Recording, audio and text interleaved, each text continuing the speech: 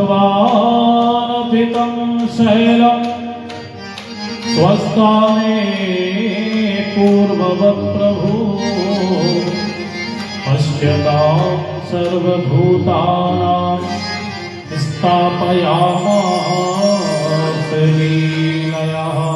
बोलिए गिरिराज भगवान की जय। तो मेरे माधव ने दैत्यों का और संग में सुर और असुरों का भी। ब्रह्मा जी ने अपमान करा भगवान का और इधर इंद्र ने करा। ब्रह्मा जी ने 40 श्लोकों में मेरे माधव की स्तुति करी, पर भगवान ने ब्रह्मा जी को क्षमा नहीं करा। इधर अपराध इंद्र ने भी करा भगवान का, पर इंद्र को भगवान क्षमा करते हैं। अहम हे इंद्रो देवानां त्वं गवम् इंद्रगंगता गोविंदेति लोके त्वं गायन्ति भुवि मानवाः। तो मेरे माधव ने ब्रह्मा जी को क्यों क्षमा नहीं करा और इंद्र को क्यों क्षमा करा, ये अपन समझते हैं। जबकि अपमान इंद्र का बड़ा है। भोले भाले ब्रजवासियों के ऊपर बारिश करवाई, परेशान हुए भगवान के भक्त गौ माता। जबकि ब्रह्मा जी ने तो गाय बछड़ों को चुरा करके ब्रह्मलोक में लेके गए थे और यथाविधि माधव को सौंपा। पर भगवान कहना चाहते हैं, ब्रह्मा जी तुम्हारी अपेक्षा इंद्र तो तुम्हारा बच्चा है। अगर कोई बड़ा व्यक्ति उच्च पद पर होकर गड़बड़ करेगा तो नीचे वालों पर असर क्या पड़ेगा। इंद्र ने और ब्रह्मा के अपराध में फर्क यह है कि ब्रह्मा जी ने भगवान के भक्तों से भगवान से दूर करा और इंद्र ने सारे गोप ग्वाल गौ माता को भगवान के पास गिरिराज की शरणागति में एक कर दिया। भगवान को अधिक परिश्रम नहीं लगा गिरिराज उठाने में। 7 वर्ष के मेरे माधव और 7 कोस का गिरिराज और 7 दिन, कब से कब तक, कार्तिक शुक्ल पक्ष तीज से लगा के 9वीं पर्यंत तक। 10वीं के दिन इंद्र आया। देखिए, हमें कभी किसी व्यक्ति से काम निभाना है तो उसके प्रेमी को लेके आओ तो आपका काम हो जाता है। इंद्र गौ माता को संगे लेके आया, सोरेन गौ माता को, और दुग्ध से मेरे माधव का अभिषेक करा और गोविंद नाम दे करके भगवान ने ये इंद्र के द्वारा, बोलिए गोविंद भगवान की जय। और भगवान ने आशीर्वाद दिया कि जाओ इंद्र जाओ। अब आ जाती है 10वीं और एकादशी को बाबा रखते हैं निराहार व्रत। हुआ क्या, अर्धरात्रि के समय बाबा को समय का ज्ञान न होने के कारण यमुना में डुबकी के लिए गए। तो अर्धरात्रि में स्नान करना शास्त्रों का अवहेलना है, अर्थात वर्जित है। कोई पर्व है संक्रांति का तो कोई बात है, पर हमें 4 बजे के बाद ही स्नान हमारे शास्त्रों में लिखा है। तो बाबा को समय का ज्ञान ना देते, अजानतामकेनः गूढ़ेना कार्यभेदिना आनीतो हम तव तदा भवानाचकुमर्हति। और जल के देवता है वरुण। वरुण के सेवक आए, बाबा को पकड़ के ले गए वरुण लोक में। पता चला सुबह तो माधव से कहा कि माधव तुम्हारे बाबा डुबकी लगाए जब से निकले ही नहीं। तो मेरे गोविंद ने डुबकी लगाई और सीधे वरुण लोक में गए। वरुण देवता ने बड़ा जोरदार स्वागत करा मेरे माधव का, और बाबा एक तरफ रस्सी से बंधे।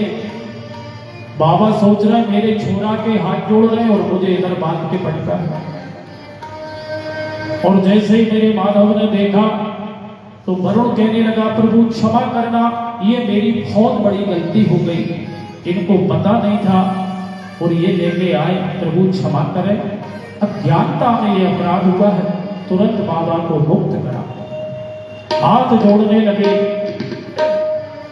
पुनः बाबा आए और बाबा ने जो कुछ हुआ वो ग्वालों को बताया। अब ग्वाल समझ गया कि पक्के में ही भगवान है। एक बार माधव से कहा, सुनो माधव, काना साची साची बचा, तू भगवान है कि नहीं? भगवान कहने लगे, भैया मैं भगवान हूं कि नहीं हूं, उससे तुम्हें क्या लेना देना है? ग्वाल कहने लगे, पड़ा तू भगवान बना रहे, पर हम ये जानना चाहते हैं अगर तू भगवान है तब तेरा वैकुंठ कैसा है? एक बार अगर तू वैकुंठ को दिखा दे। मेरे माधव कहने लगे, ये छोटी सी बात है, भगवान हो अथवा नहीं हो, तुम्हें वैकुंठ देखना है तो कब देखना है? तो कहने लगे, सुबह से शीघ्र, अरे जो अच्छा काम है उसे कल के लिए मत टालो, चलो अभी करवाइए। तो सारे इकट्ठे हो गए। कहने लगे, जिन्हें वैकुंठ दर्शन करना है चलिए। लेकर के कुंड की तरफ आ गए। कहने लगे, जिसे वैकुंठ चलना है इस कुंड में डुबकी लगाइए। कहने लगे, लाला हम सांची में कूद जाएंगे। कहने लगे, भैया मैं सांची ही तो कह रहा हूं। जो डुबकी लगाई कुंड में और निकल पड़े वैकुंठ में।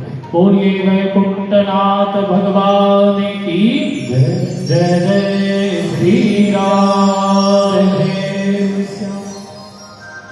अब भगवान वृंदावन का बड़ा सीधा भगवान है। शेष गणेश महेश दिनेश सुरेश निरंतर धावन, ये है वैकुंठ का भगवान। ब्राह्मण देव कितना वेद मंत्र पढ़ते हैं। भगवान भोलेनाथ स्तुति कर रहे हैं, ब्रह्मा जी वेदों का पाठ कर रहे हैं, पर वृंदावन का ताई अहिर की छोहरिया छचिया भर छाछ पे नाच नचावे, ये है वृंदावन। अब वैकुंठ में गए तो वैकुंठ ही होता है। कोई एकानंद, कोई द्विवानंद, चतुरानंद, चार चार हाथ वाले स्तुति कर रहे हैं। अब ग्वाल वालों ने कहा, भैया राम राम। एक ने कहा, चुप, बिल्कुल शांति, गदन ने। किसी ने कहा, भैया राधे, शांति। अब समझ गए कि कोई भाषा ही नहीं समझते।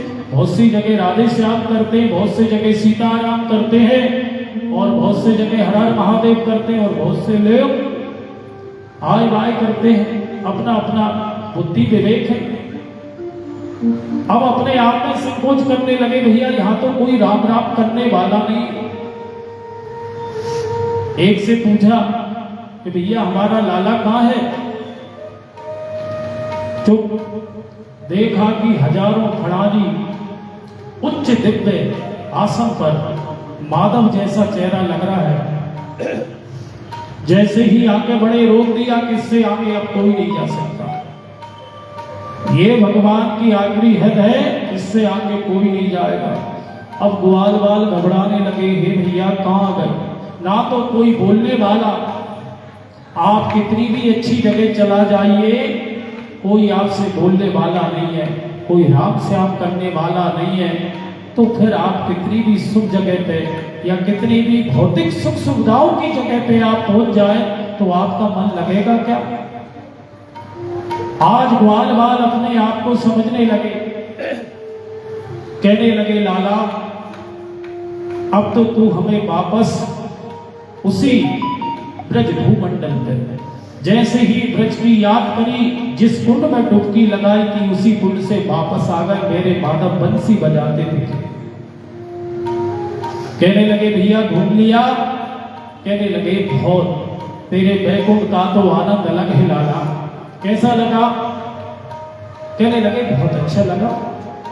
कोई चतुरानंद है, चतुराद वाले हैं, एक से एक स्तुति करते हैं, पर लाला तू बुरा मत मानना। साची बताए हमारे मन की बात, भैया तेरा वैकुंठ भला बहुत अच्छा है, पर हमें जो वृंदावन में आनंद है वो तेरे वैकुंठ में नहीं है। तेरे संगे बैठना, तेरे संगे भोजन करना, तेरे संग ही खेल कूद करना, कभी तुझे ही घोड़ा बना करके तेरे ऊपर बैठ जाना। तो इस प्रकार से भगवान ने विविध लीलाएं करके वैकुंठ के दर्शन भी कराए।